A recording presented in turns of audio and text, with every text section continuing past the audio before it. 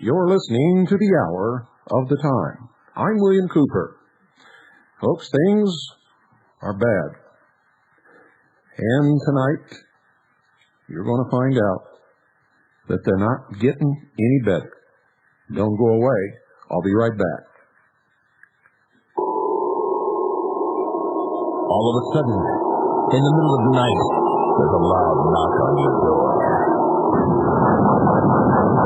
Hey, honey, something's not right. Hold your arms. Step on us. We're here from the government. We're here to help you. And I'm from the IRS with a power to tax. If you got a complaint, well, look at that. Get out of this house. Serve your judges. Give me your gold. You better obey if you want it to hold. That's the best thing I can do when you're told.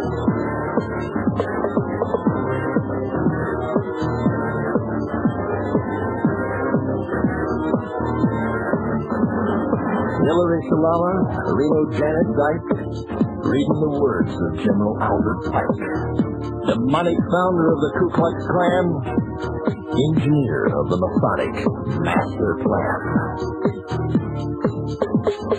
Pike said Lucifer is God across this land, and Clinton saying hit the mark in your right hand. While we're all dancing to the drums of uproar right, Clinton's preparing it for another huge tax hike. We want it all. Chaos, depression, inflation, create the panic and rape the nation.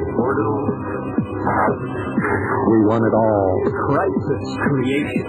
Incite black and white. Programs. Agitation. Don't resist. Here's the rulers. By the UN in white and blue, the ACF, the men in black, of the One World Order. But it's not new. Iron Mountain, computer beasts, and cattle mutilations.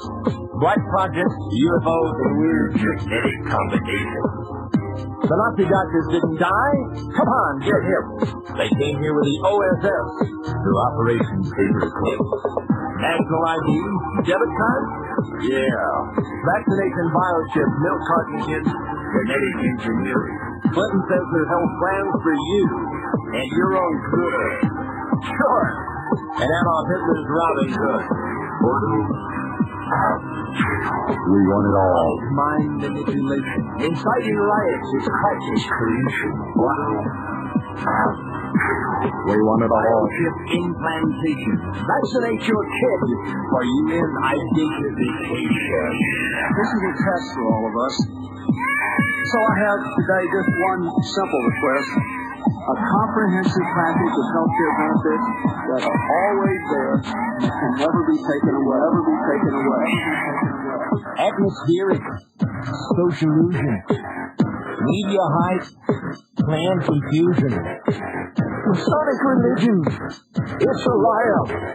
Not your praying for a Luciferian Messiah. Ordo ab chao.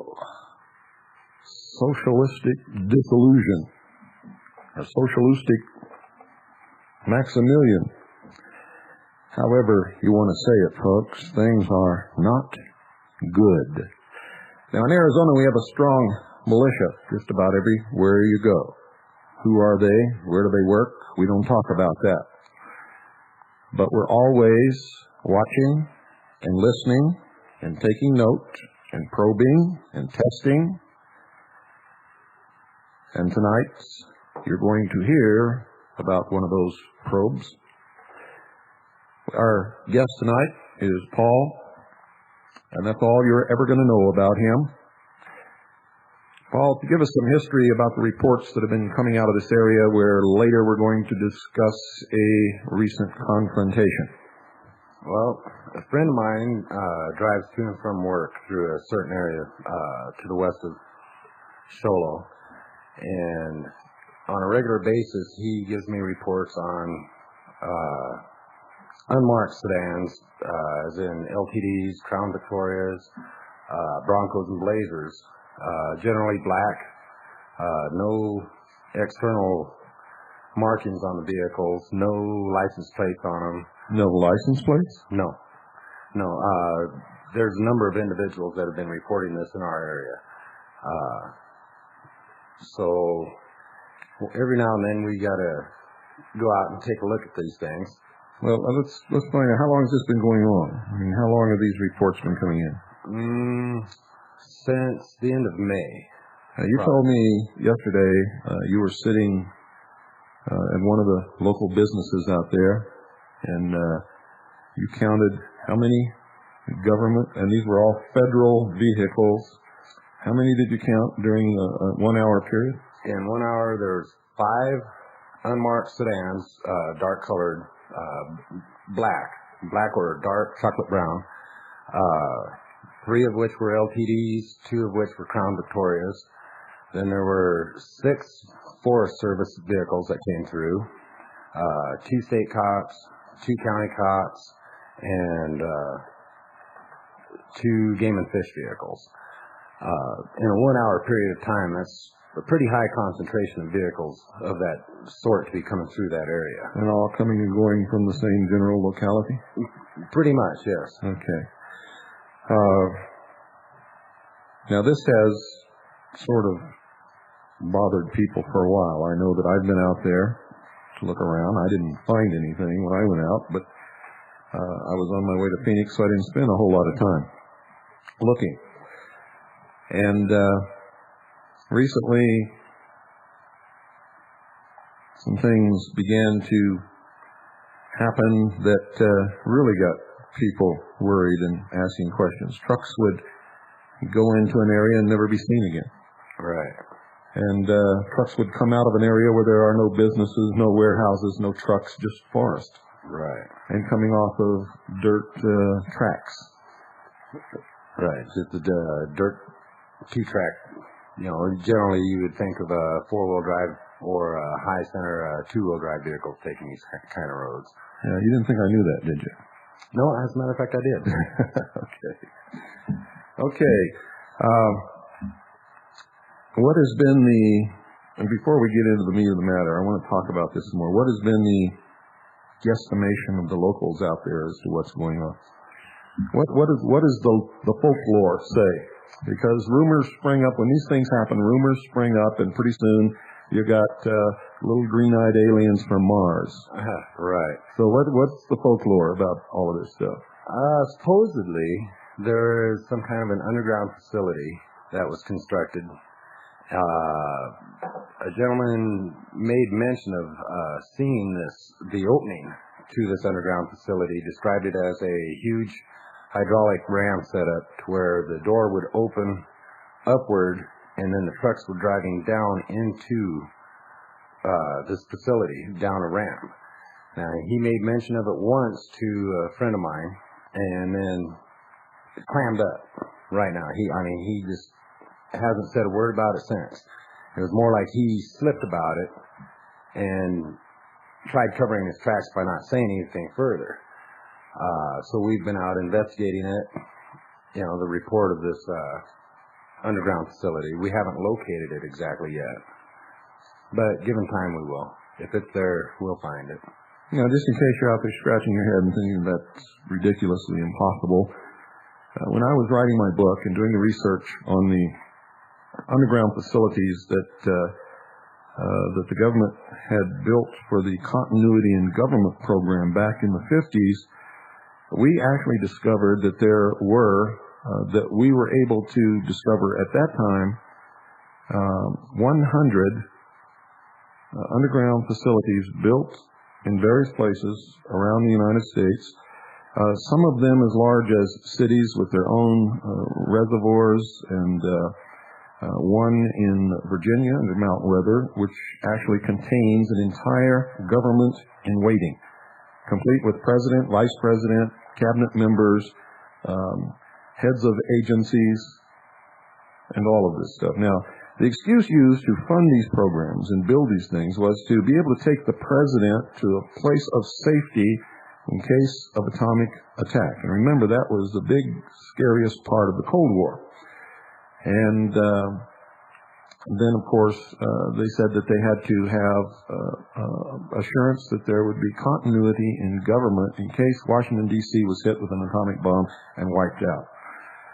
Now, some obvious questions would arise here. Who elected this president?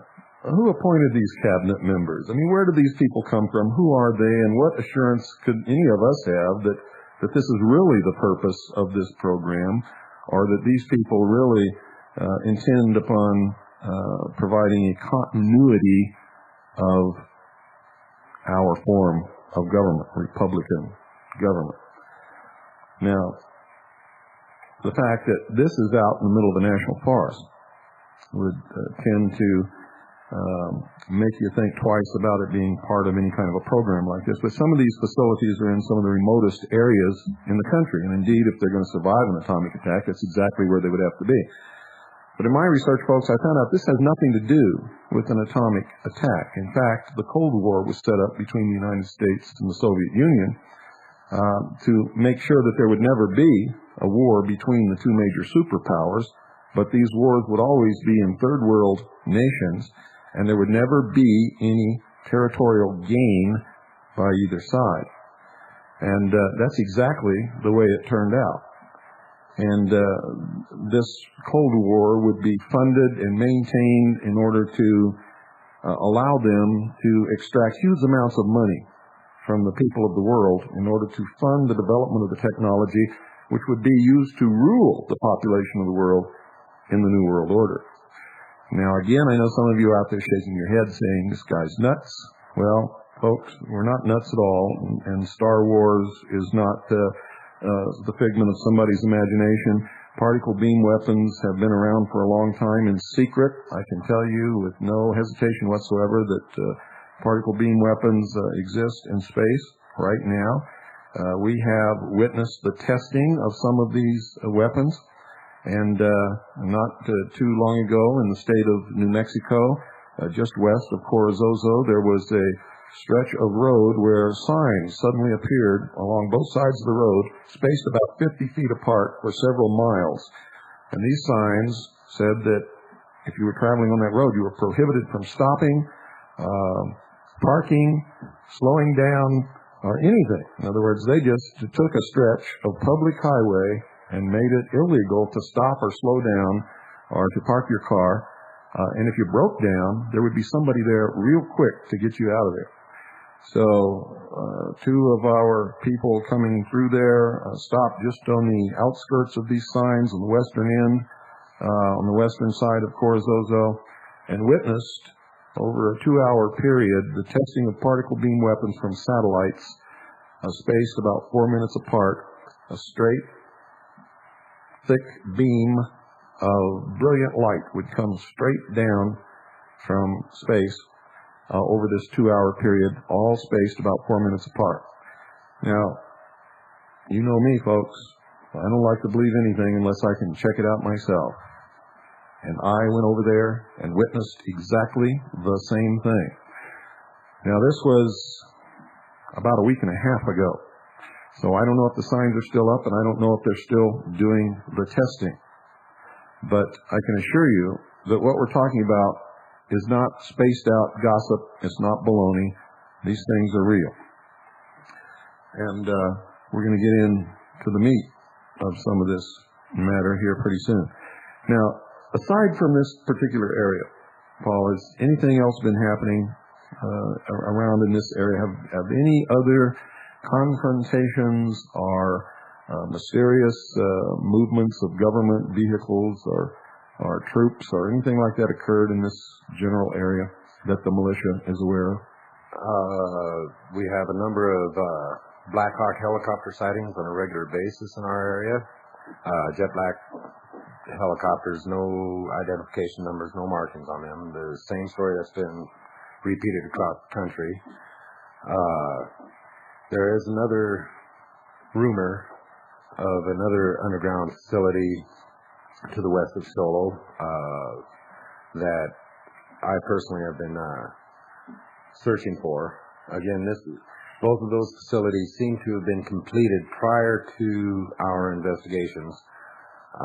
We also have a report of East German troops to the west of us, near a town called Strawberry, Arizona.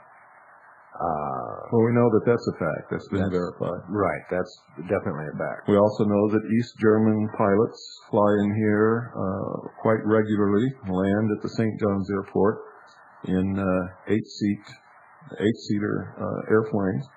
And we know that they're not conducting pilot training because there's a pilot in each of these 8 seats. Right. What they're actually doing, folks, is they're learning the geography of the land for probably future flights that they'll be making in an aircraft that will be armed.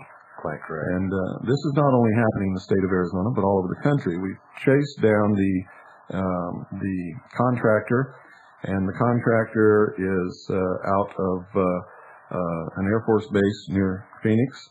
And in fact, it's the same Air Force base where recently a confrontation took place between East German, or German, I should say. We don't know if they were East German, but German United Nations troops near the city of Wickenburg in Arizona. And they were confronted by armed patriots who ordered them off the land and out of the country. They didn't go out of the country, but they went back to the Air Force Base. So these things are happening not just here in Arizona, but everywhere, and you need to be aware of it. And you, with your militia, needs to begin to develop a system of patrol your area to find out exactly what's going on around your cities and around your countryside where you live, so that you're not surprised when all of this stuff begins to happen. You'll be prepared. You'll have a plan of action. I hope, anyway, you'll have a plan of action and know what to do when the old proverbial you-know-what hits the thing that goes around. So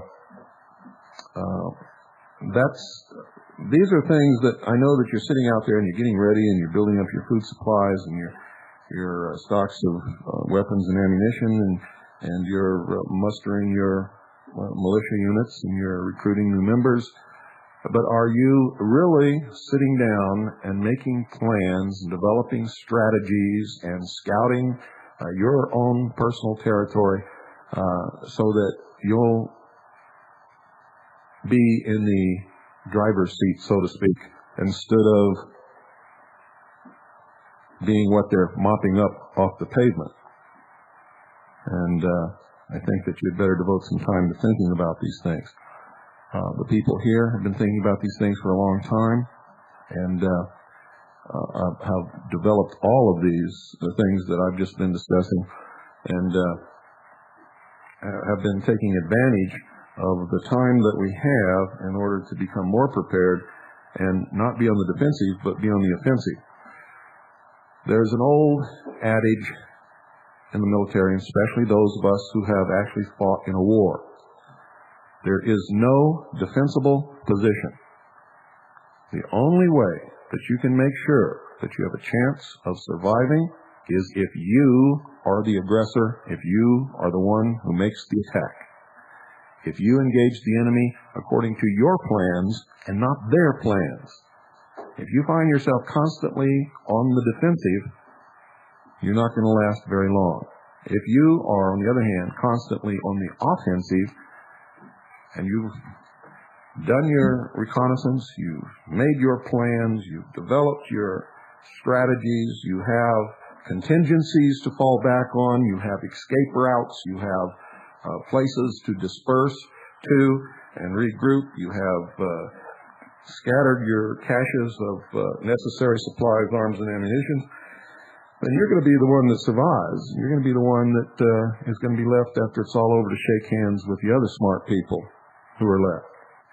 So I want to assure you that the purpose of this broadcast is not to scare you, but to prepare you. That's necessary, and I don't think enough of that is being done out there. I think there's a lot of talk, not enough action, and I think that that's got to change real quick. We don't have too much time left. I don't know if you've been looking around. I don't know how well you've been listening to the news, watching what's happening in Congress. I really hope that you have been paying attention, but in case you haven't, you better understand there's not a whole lot of time left to prepare. And when they come to take us away, if you're not ready to resist that with every means available to you, and remember the law is on our side. We're not subverting anything. We're not destroying anything. The subversion and the rebellion has already taken place, ladies and gentlemen. Our country, our government, our Constitution, our Bill of Rights, everything that we've loved and cherished and that many Americans have fought and died for throughout the history of this nation, has been taken away from us. It's already gone. It's a done deal. And you had better understand that. There's always the hope that with things like the Constitution Party, if enough people get behind it, that we might be able to exert enough political force to change things around. But I got to tell you, we can't count on that. We can't put all our eggs in one basket. Remember, the law's on our side, and when all this happens, we will be the restoration force. We will be attempting to restore the nation, to in fact stop the traitors and do whatever we need to do, and we will be justified in doing whatever we need to do to put them where they belong, and that's in prison until they can be tried by a jury of their peers according to the Constitution, and then taken care of according to whatever the sentence is handed down by a judge if they are found guilty. So I want you to think about all these things while we're discussing these incidents this evening. And these incidents are happening more frequently across the nation. Recently, in Alaska, Chinese troops began going house to house in rural areas, and some Americans in very inaccessible parts of Alaska have been visited and already have had inventories of their arms taken. Now, these visits to these remote areas and to these cabins and these people who live in these areas in Alaska have been under the guise of searching for drugs and drug dealers. But in every instance that's been reported to us and that's been verified by us, their sole interest was how many weapons do you have, where do you keep them, and an inventory has been taken. They have not yet taken anyone's weapons, but they have taken inventory of the weapons. So be advised that if you allow anyone from any law enforcement agency or any government agency whatsoever into your home, they will, if your weapons are in view, they will take inventory of whatever weapons that you have so that they will know where to go and what to look for. And if they come and you say you don't have it, and they know that you do, you're going to be put through some terrible times, folks. They are serious about disarming the American people and the rest of the world. They are serious about bringing into the world their one-world totalitarian, socialist, utopian government, which in no case is going to be utopian except maybe for those at the top. And if you don't believe that, just go back and research what's happened in every country that socialism has ever risen to power. It'll make the hair stand up on the back of your neck. How long have you been associated with the militia, Paul? 9 years. Actively for the past 4 years, actively. Now, there's a lot of people out there going to be really shocked that anybody has been participating in a militia organization in this country for 9 years, because a lot of people don't understand that some of us have known what's going on for as long as 22 years. In my case, I've been following this actually on an individual level for the past 15 years. A lot of people that I know are shocked at that. Now, without giving away any statistics or locations or numbers, just how strong is the militia where you're located? Quite. Very well organized on a cellular level. Very well interlinked communication-wise. Preparedness is not quite 100%, but this area is about as secure as we can make it ourselves. And I can guarantee you, folks, it's about 100 times more prepared and more secure than most of you out there. Not all of you. I know that some of you out there are on the same level of involvement and preparedness as Paul and many other people. But most of you are not. And one of the things that I have to impress upon you tonight, and the reason I'm asking these questions and talking about these things, is to make you understand that you must do these things, and you must do them quickly. You must get ready. I personally believe that when they decide to pull the string that starts all this stuff off and rips the rug out from under the American people, I believe it's going to be in the coldest part of the winter, probably around Thanksgiving or Christmas. And I want to warn you, if you're a known patriot leader, you had better not be home 2 or 3 days on either side of Thanksgiving or Christmas, no matter what the hardship, no matter that you don't get to have your Christmas tree, no matter that you don't get to have your turkey. Because I'm telling you, folks, I've researched these people. I know them, and I know how they think. And they're going to want to catch everybody all at one time within a very short period of time. And there's only 2 times in the year in the United States of America where they can be guaranteed that most Americans will be home, will be full of turkey, will be unsuspecting, full of Christmas cheer or Thanksgiving cheer, maybe had a few drinks of alcohol under their belt, sound asleep sawing logs at 2 o'clock in the morning. The doors are going to come off their hinges. And they're going to concentrate initially only upon known patriot leaders. This is a fact. The theory, without leadership, the rest of America will be confused and helpless, and generally, they're right.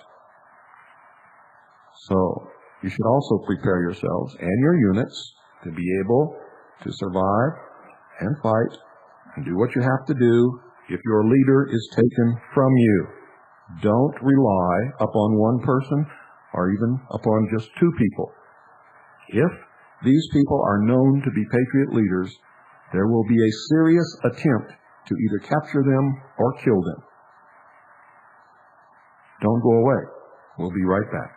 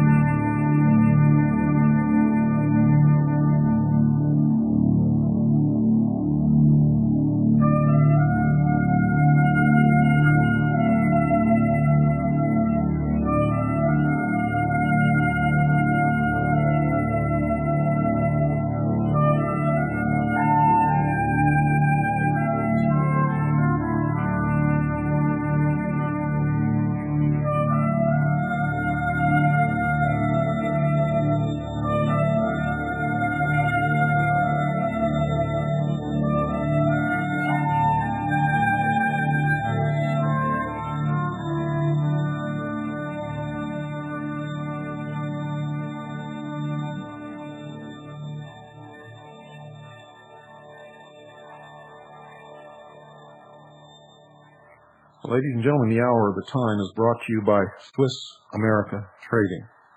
They specialize in non-reportable, non-confiscatable hard assets that can protect you in the times that are sure to come, not too far in the distant future.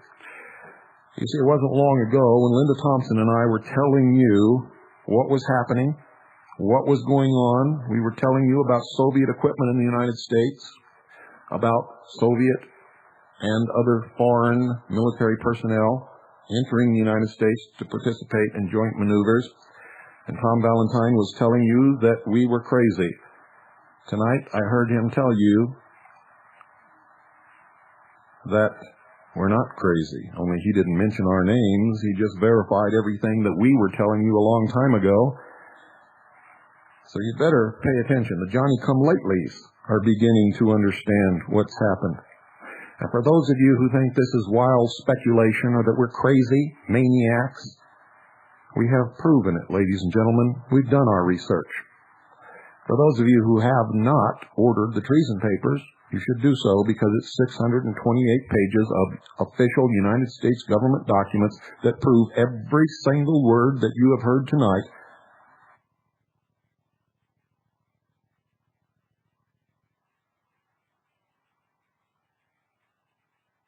State Department documents, treaties, statutes in law, executive orders written and signed by the President. This is no joke. This is real.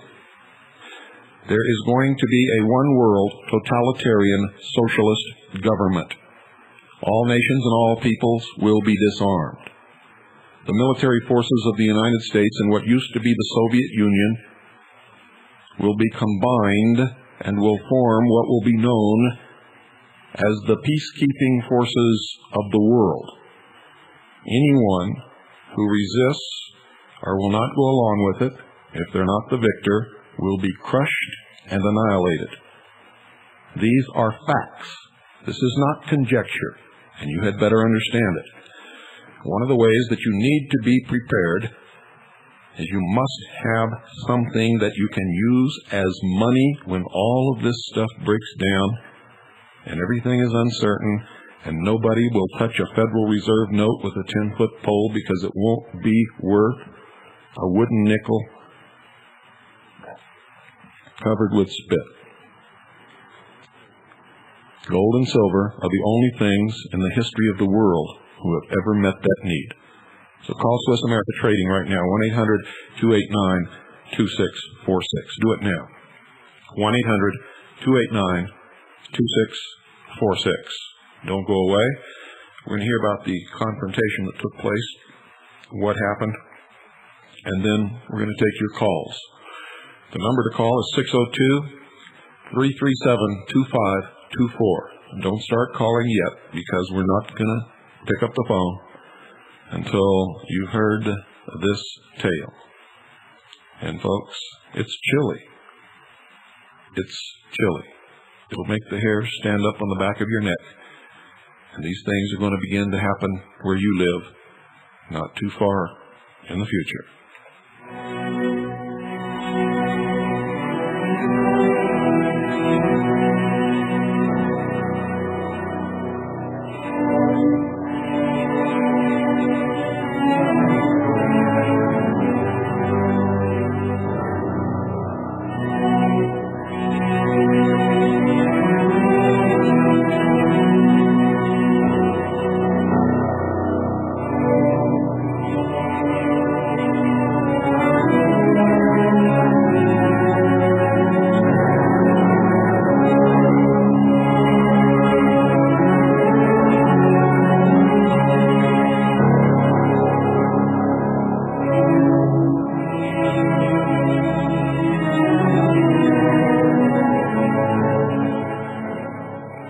Tell us, what were you doing in the forest on the day that this all took place? Oh, and how many days had you been out in the forest previously? Oh, that's a hard one to answer there. I mean, just in pursuit of this type of thing. Oh, I'd say about a month that I've been going out on a regular basis. Say every other day to every 3 days I'm out there looking. And these are formal armed patrols of the Arizona militia. Undoubtedly, yes. Okay. Yes. Why don't you tell us about that day? What happened? When did you go out? How long were you out there? What were you doing? You don't have to give particular locations or anything like that, but tell us the story. Well, the day before, we're talking a week ago, my good friend of mine come by and said that he had been harassed by some feds out in the woods, and so I told him, well, why don't you take me out there where you were, and let's check it out, see if we can run across these individuals again. So we went out, and we were driving around out in the woods, and we had parked in a... And wait a minute, these people aren't from places like where we live. How are you driving around in the woods? Okay, we're talking two-wheel dirt tracks, just your regular wood cutting roads out in the woods. And what kind of vehicle? We were in a 4-wheel drive Datsun pickup. Okay. Two-wheel drives to make it out there, no problem this time of year. But there's a lot of roads crisscrossing the national forest out in this area, and we were just out driving around on various roads out there, and we had come to a stop on the west side of a wash. And we were watching a plane off, say a half mile, 3/4 of a mile off. All of a sudden that plane did a long bank and it come right over the top of us. We're talking 40, 50 feet off the ground, right above us.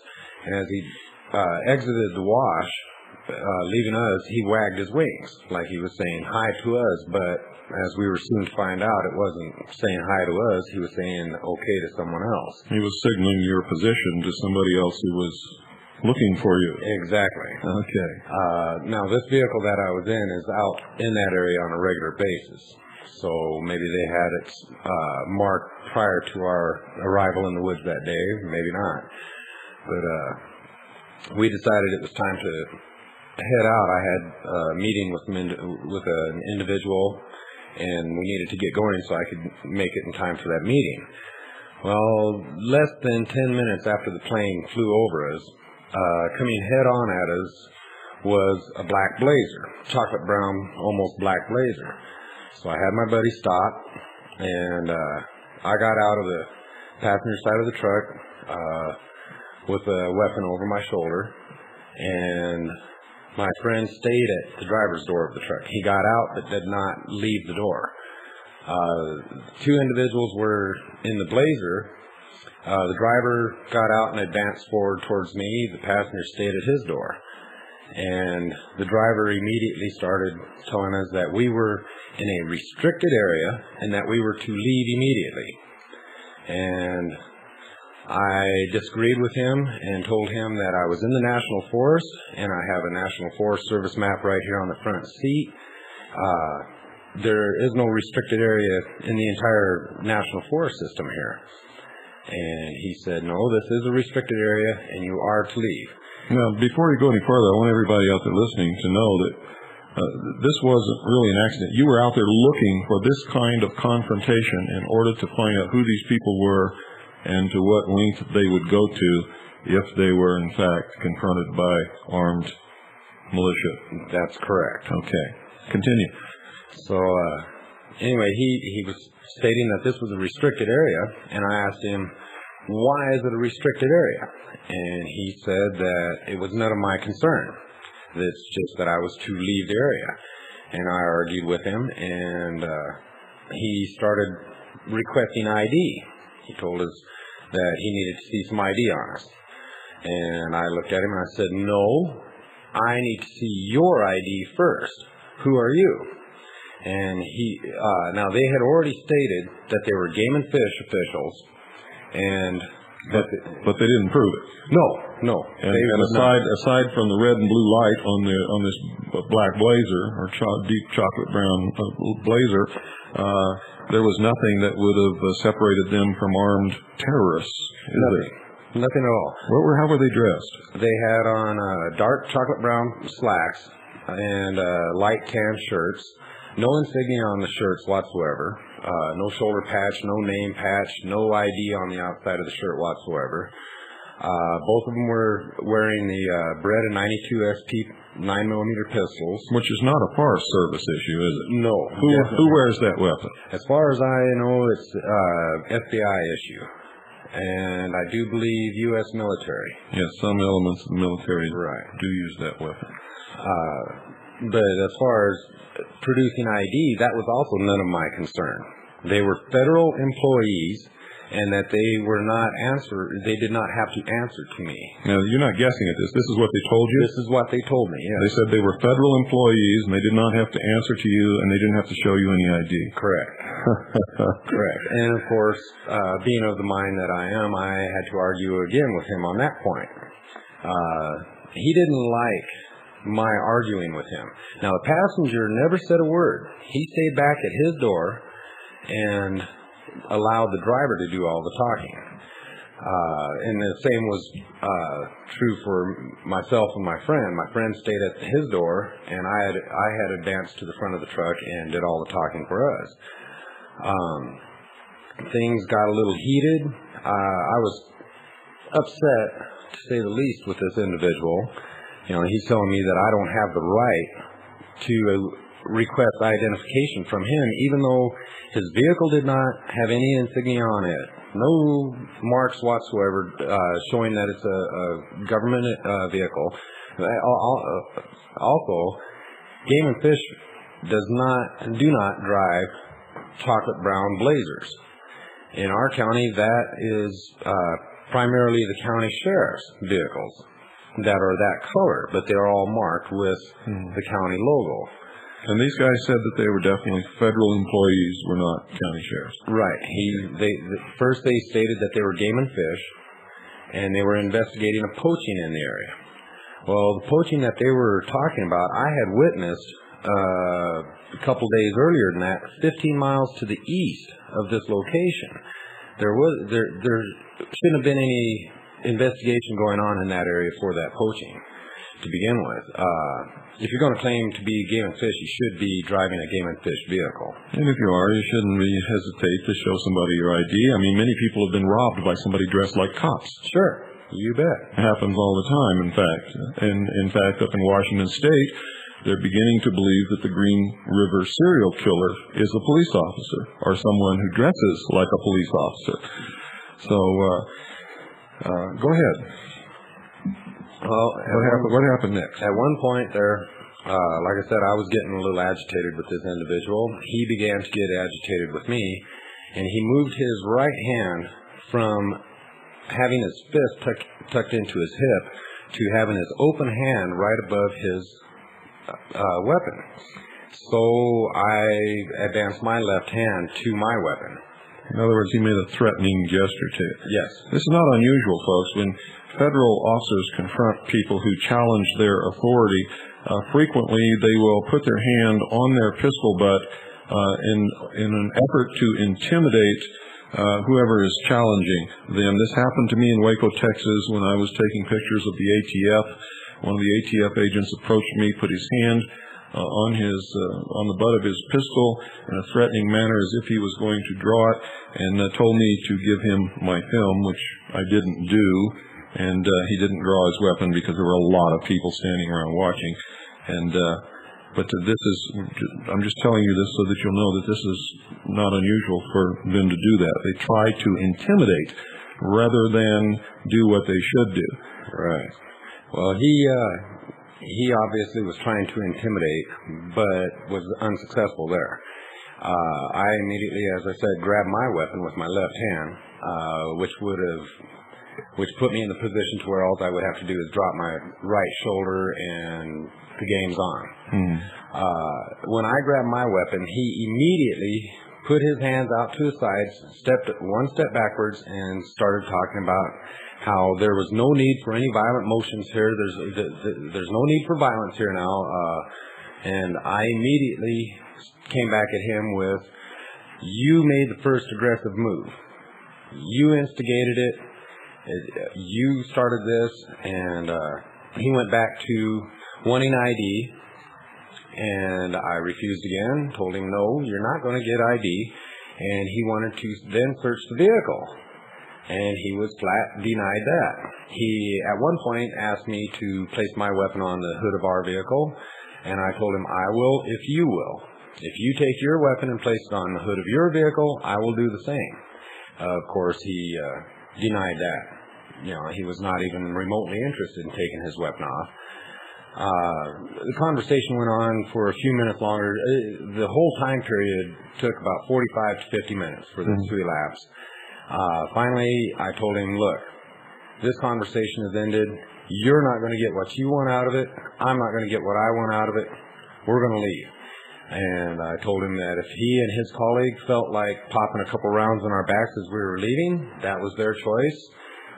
We got in the vehicle, keeping my weapon clear of the window, and my buddy, being the driver that he is, left them in a cloud of dust. And as we went past the back of their vehicle, I looked at the back, and there was no license plate there. There was no license plate on the front of the vehicle.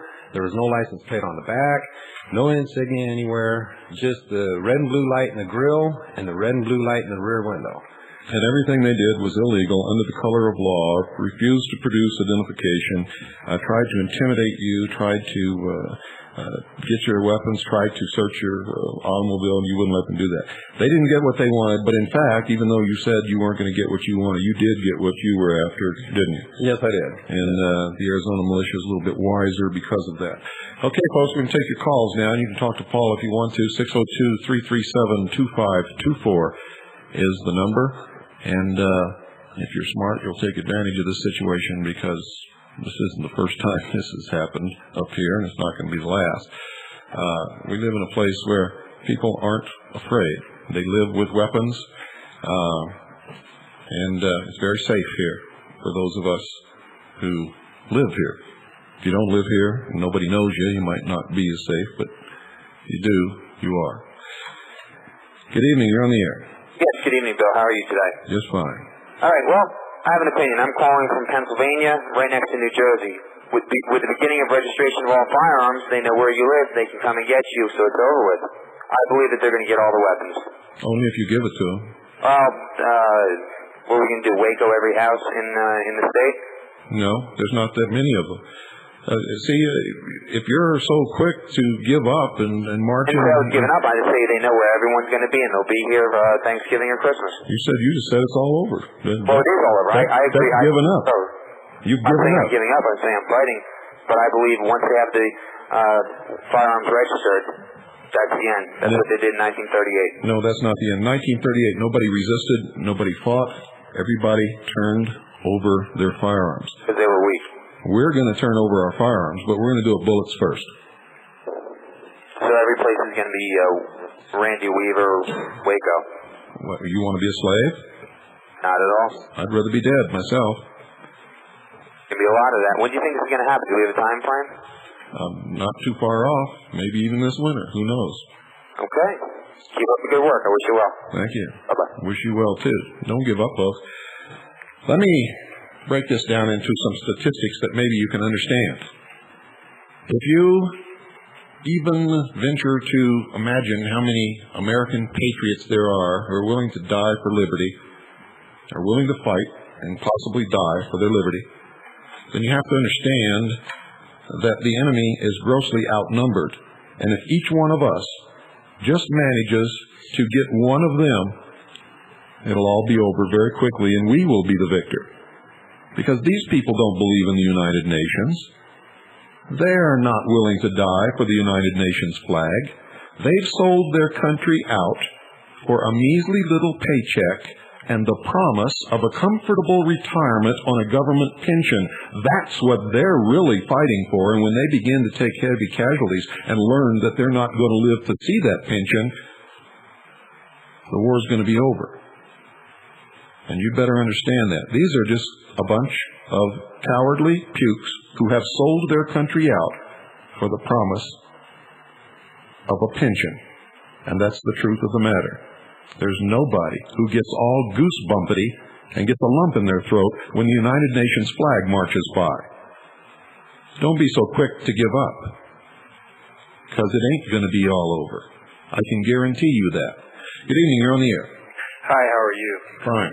We've done, in our area, we've done a little research on I know we can't cover all law enforcement agencies, but every conceivable law enforcement agency that we would operate in, and gotten a written policy statement on the issue on the, showing the ID and the badge. Mm-hmm. Everyone states that their officers will show an ID and a badge, a photo ID.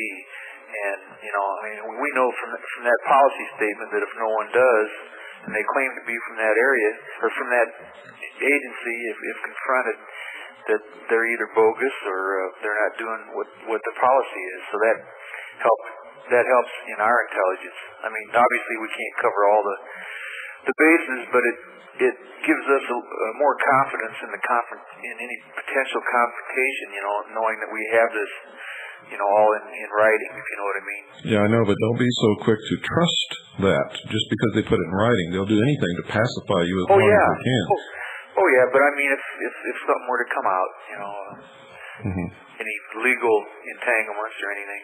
Yeah. So I'm sure, if I showed that to a jury of my peers, should it ever reach that point, that would be at least, that I'm not trying to make trouble for somebody, if you know what I mean. Yeah. Well, you've got to understand that you've got to stand up to. We all have to stand up to these people. I've been accosted by these people many, many times when I was out actively investigating the Groom Lake area in Nevada. I was on public BLM land, nowhere near the boundary where they had authority, and they would come out and intimidate me and point weapons at me and threaten me and everything else. And whenever they did that, I'd give them a copy of the Constitution and call the sheriff. I just want to reiterate what you've said all along, and it stands by this policy. Once you bow your head and give in to them, you've surrendered your rights. Right. That's the only time that it's all over. That's right. Okay, thank you. You're welcome. Thank you for calling. 602-337-2524.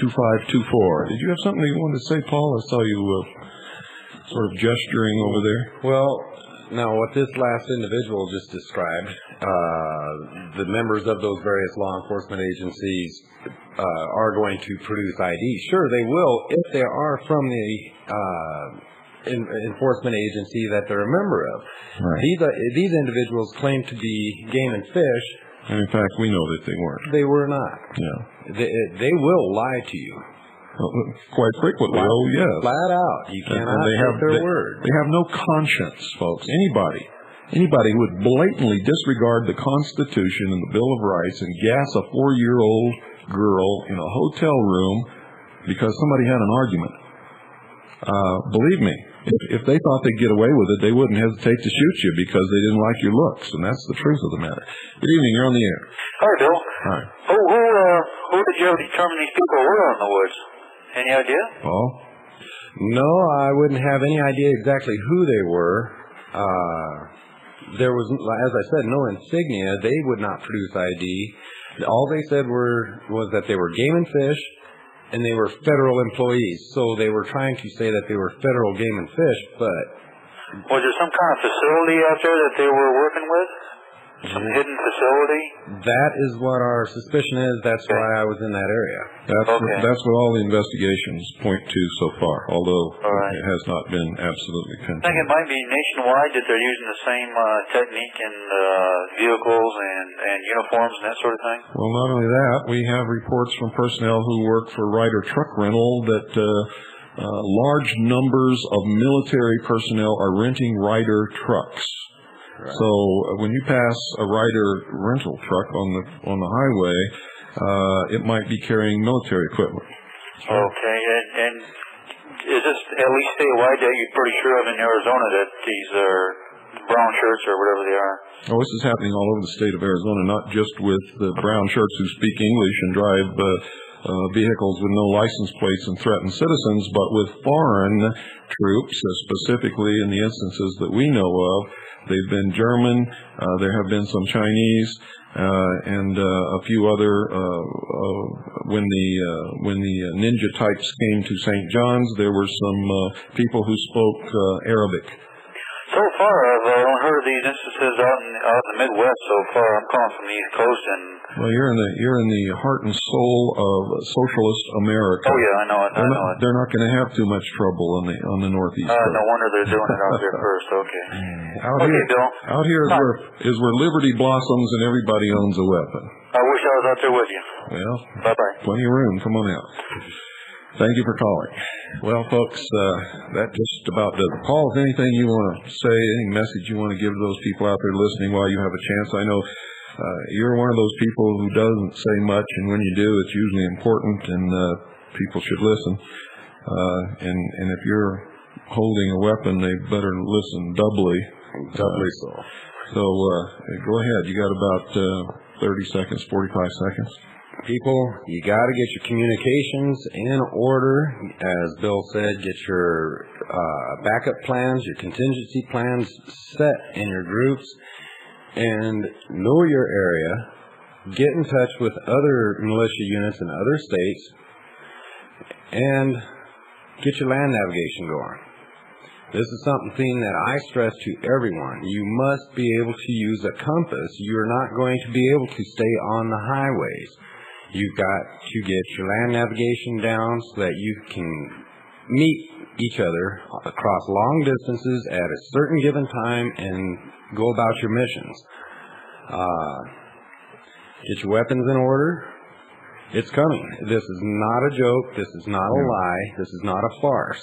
And remember, folks, stay legal. Stay legal. The law is on our side as long as we stay legal. We are the patriots. We are attempting to restore our proper government and restore the Constitution and Bill of Rights to the rightful place as the supreme law of the land.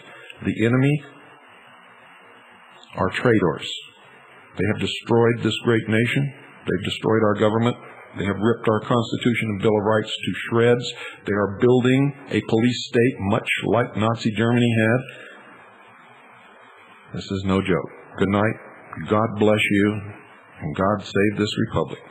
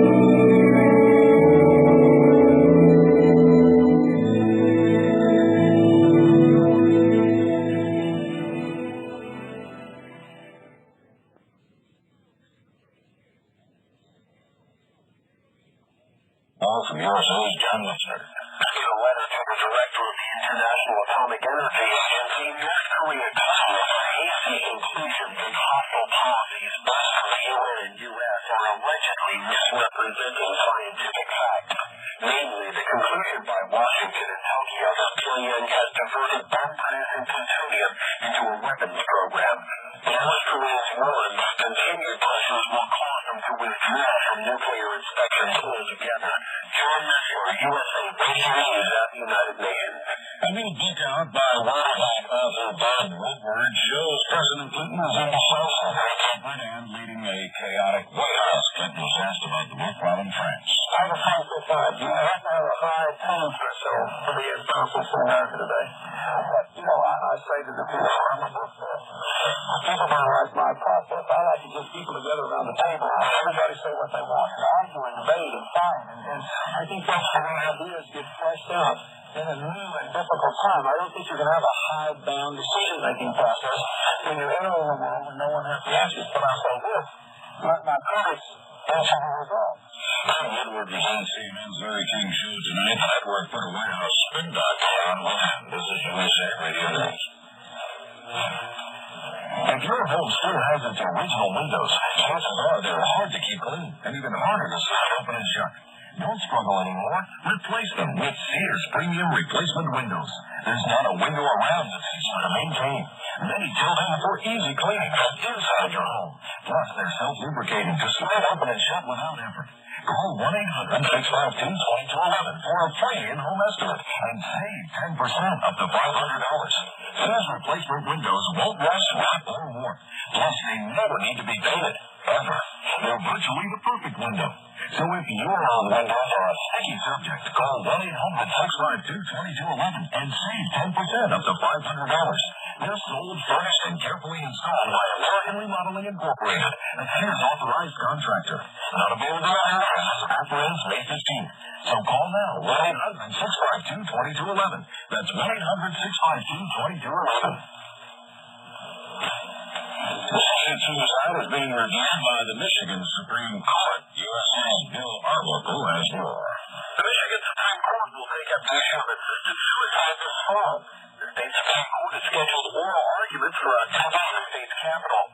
The court says it will look at the constitutionality of Michigan's ban on assisted suicide, as well as consider applying murder charges to acts of assisted suicide. Cases being reviewed include murder charges against Dr. Jack Laforgia. The review by the state Supreme Court is considered the last stop before the issue goes to the U.S. Supreme Court. For USA Radio News, Salem, Michigan. Police in St. Augustine, Florida, arrested a 21-year-old man in connection with the fight bombing of a Kmart store back in December in the Jacksonville area. 4 people were injured in that explosion. The suspect has been identified as James Bell. Police says